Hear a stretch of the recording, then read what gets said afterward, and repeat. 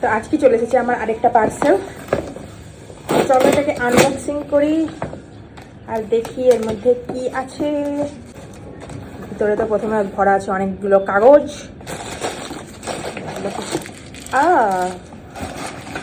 এর মধ্যে প্রথমে একটা বড় জিনিস আছে, একটা ছোট জিনিস আছে। সব থেকে প্রথমে আমি দেখাচ্ছি ছোট জিনিসটা। যাই হোক, কেন জানি না আমার সঙ্গে সবসময় এরকম হয়, রেকর্ড করতে গিয়ে তারপরে দেখছি যে স্টোরেজ ফুল।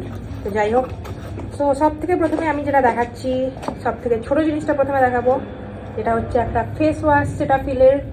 এটার আমি রিভিউ অনেক ভালো দেখেছিলাম, সেই জন্য আমি এটা একবার অর্ডার করেছি।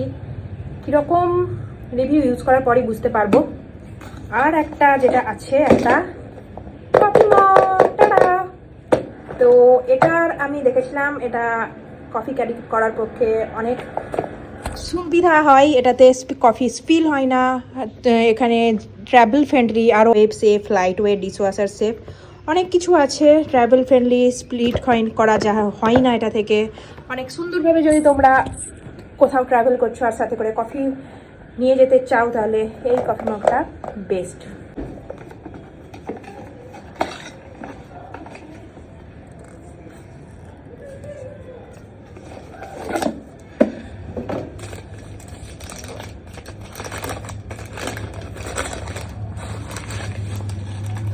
তো এটা আমি এখন এই বক্স থেকে বের করলাম কফি মগটা।